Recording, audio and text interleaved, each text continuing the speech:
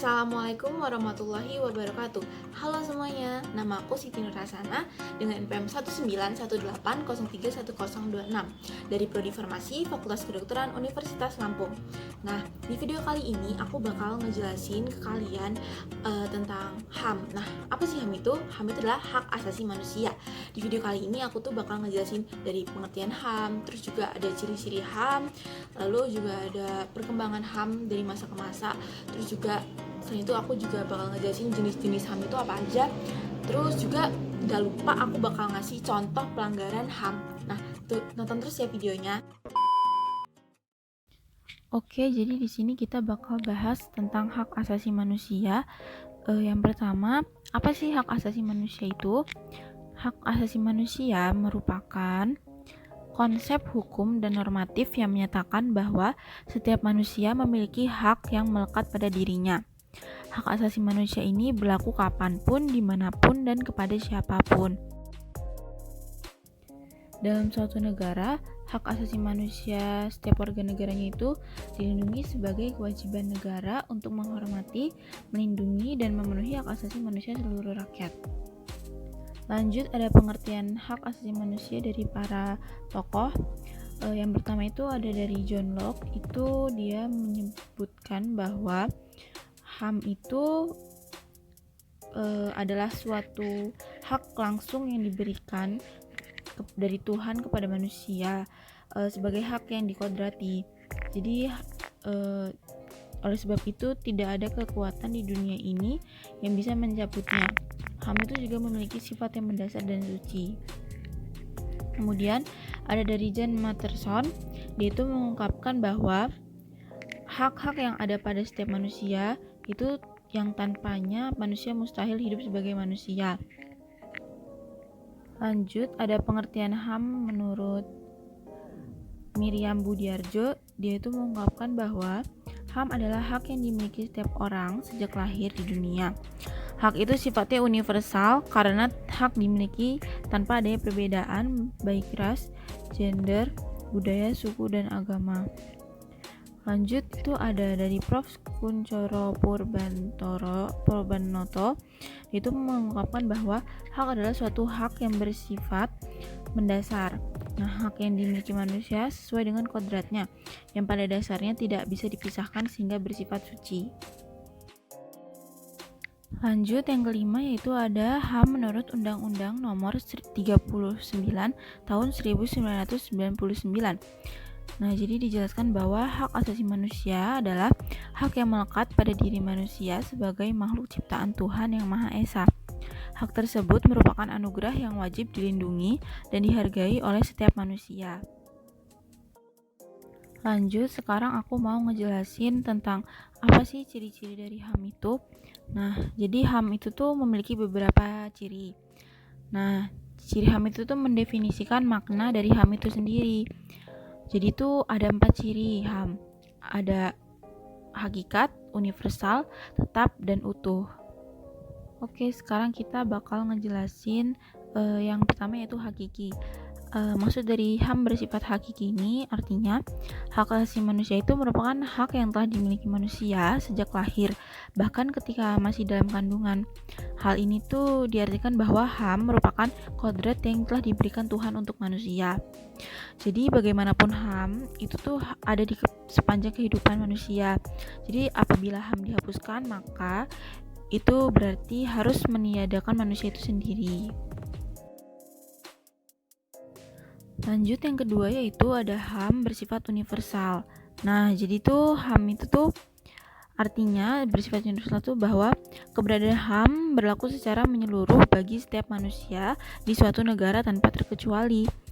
Nah, hak asasi manusianya ini tidak terbatas oleh tempat, ruang, dan waktu. Oleh sebab itu, dimanapun manusia, HAM harus dihormati dan dijunjung tinggi. HAM juga itu bersifat universal, bermakna menjunjung tinggi setiap hak manusia tanpa memandang kedudukan, agama, ras, usia, suku, dan lain sebagainya. Manusia berhak hidup dan memiliki hak yang sama dengan sesama manusia lainnya.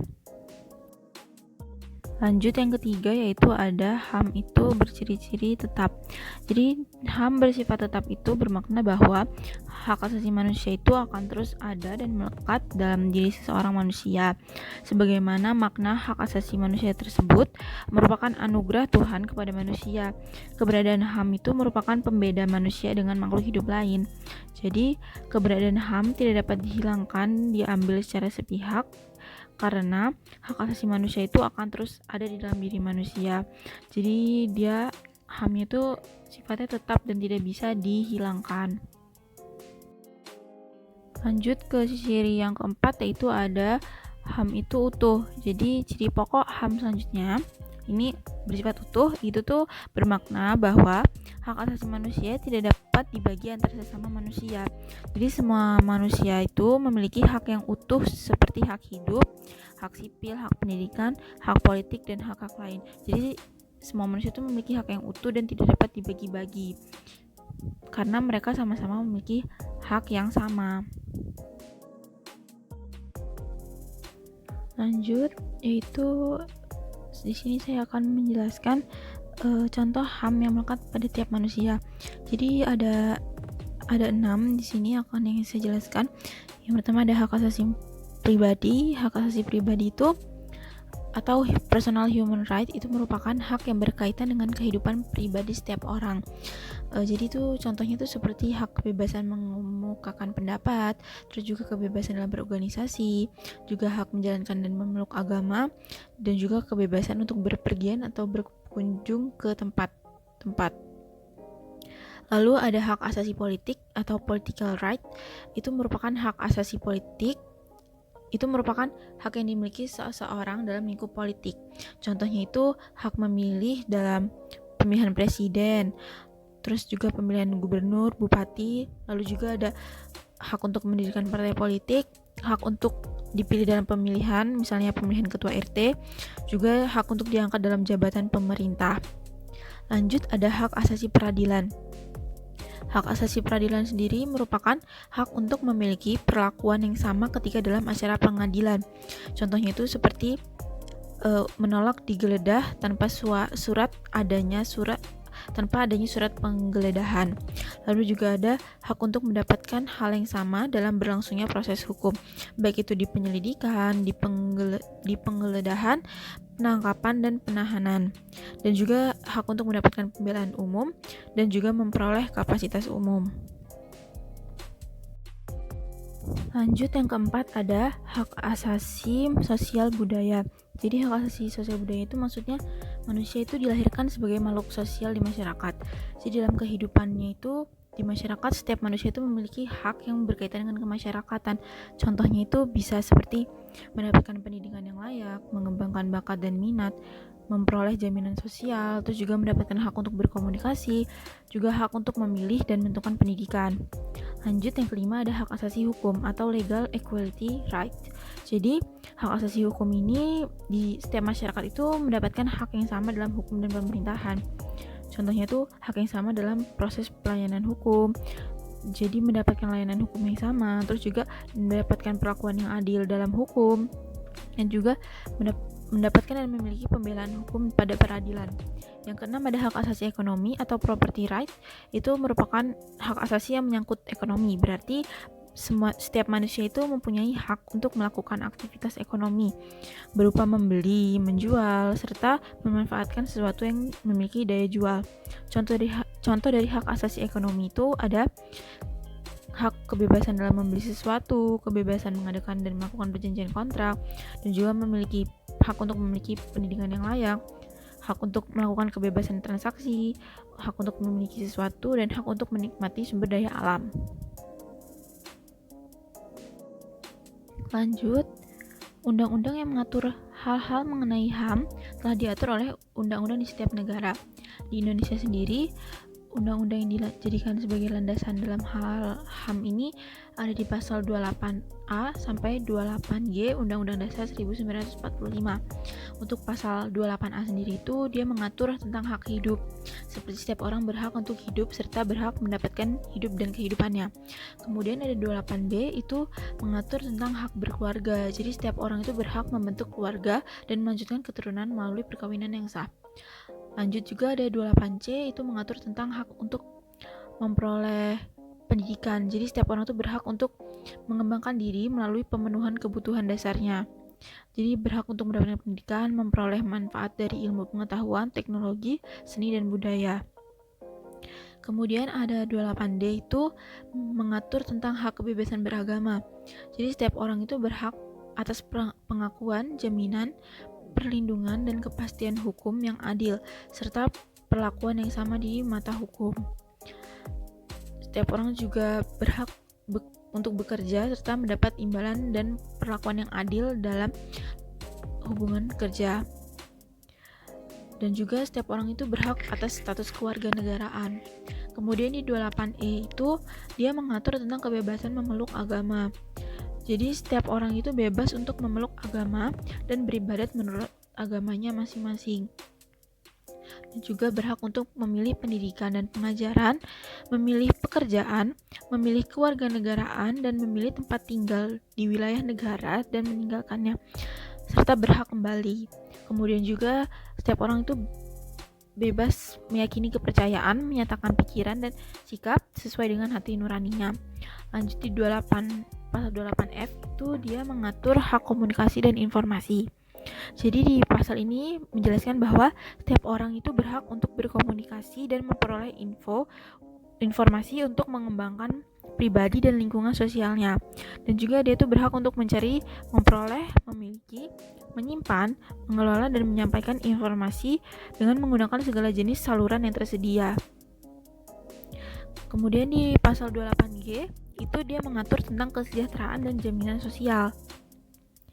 Di pasal ini tuh dijelaskan bahwa setiap orang berhak atas perlindungan diri pribadi, keluarga, kehormatan, martabat, dan harta benda yang di bawah kekuasaannya, serta berhak atas rasa aman dan perlindungan dari ancaman, ketakutan untuk berbuat atau tidak berbuat sesuatu.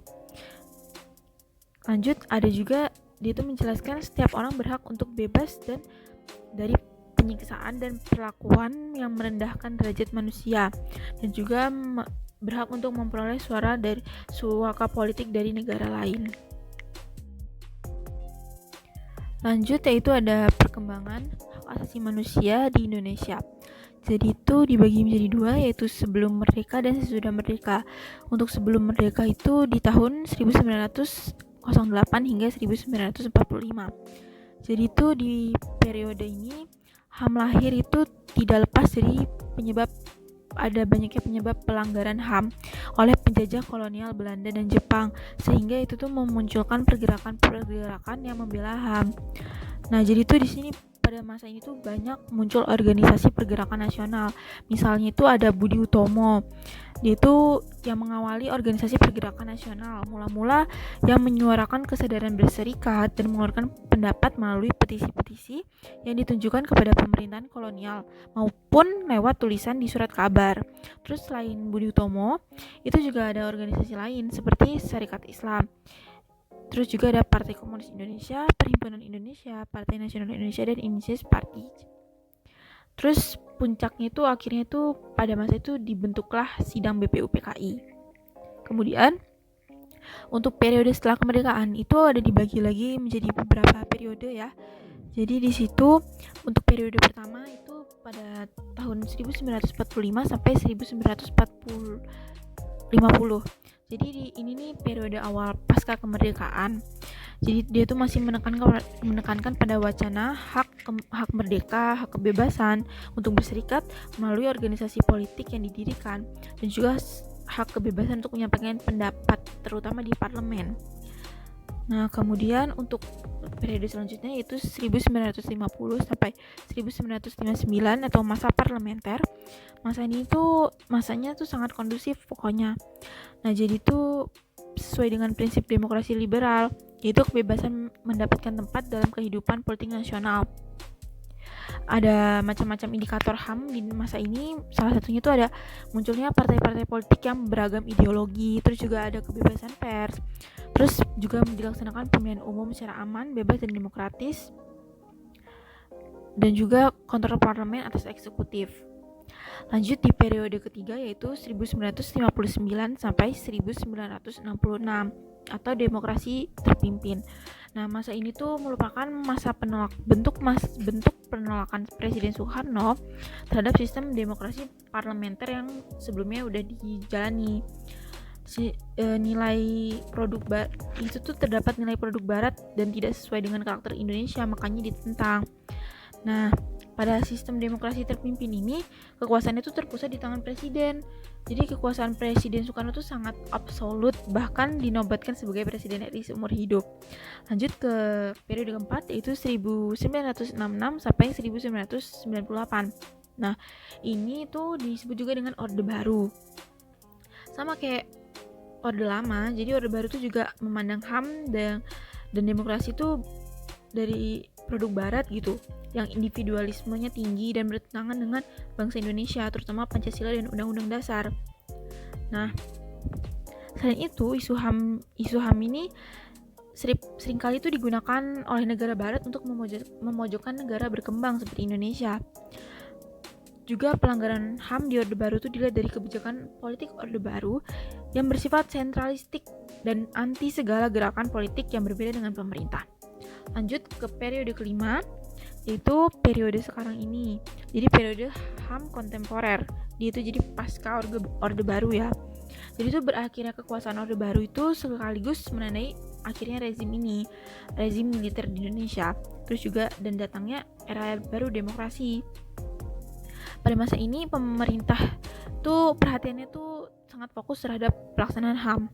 Jadi itu seperti yang bisa dilihat itu ada perkembangan yang sangat signifikan, itu ditandai dengan TAP MPR nomor 17 MPR 1998 tentang HAM. Jadi ini tuh merupakan pengesahan UU tentang HAM. Juga selain itu tuh bentuk keseriusannya pemerintah tuh ada juga tuh pembentukan kantor menteri negara urusan HAM. Terus jadinya akhirnya kemudian itu digabung dengan Departemen Hukum dan Perundang-undangan menjadi Departemen Kehakiman dan HAM. Terus juga banyak penambahan pasal-pasal khusus tentang HAM dalam amandemen undang-undang. Dan juga adanya pengesahan undang-undang tentang pengadilan HAM. Lanjut, sekarang aku bakal kasih contoh-contoh dari pelanggaran HAM yang udah terjadi di Indonesia sebelumnya ini. Jadi tuh sebenarnya tuh udah banyak banget pelanggaran HAM di Indonesia, dan itu tuh kayak semuanya tuh ya pada parah-parah semua lah, karena apa ya, kan hak asasi manusia terus kayak dilanggar tuh, padahal semua orang tuh punya hak asasi manusia loh gitu kan. Jadi di sini aku ada tulis contohnya tuh ada 4. Yang pertama tuh ada peristiwa Tanjung Priok yang dulu itu bener-bener serem banget ya. Terus juga ada kasus Munir yang sampai sekarang itu masih belum terungkap. Terus ada peristiwa Trisakti dan Semanggi itu yang benar-benar bikin pergerakan untuk era reformasi ya. Terus juga ada peristiwa Bom Bali yang itu benar-benar banyak memakan korban jiwa. Nah, cukup sekian video yang dapat aku buat. Semoga materi yang aku jelasin ini bisa bermanfaat buat kalian semua. Ingat ya, HAM, kita semua punya HAM dan semua orang harus menghargai HAM orang lain. Oke, cukup sekian video kali ini. Saya akhiri. Wassalamualaikum warahmatullahi wabarakatuh.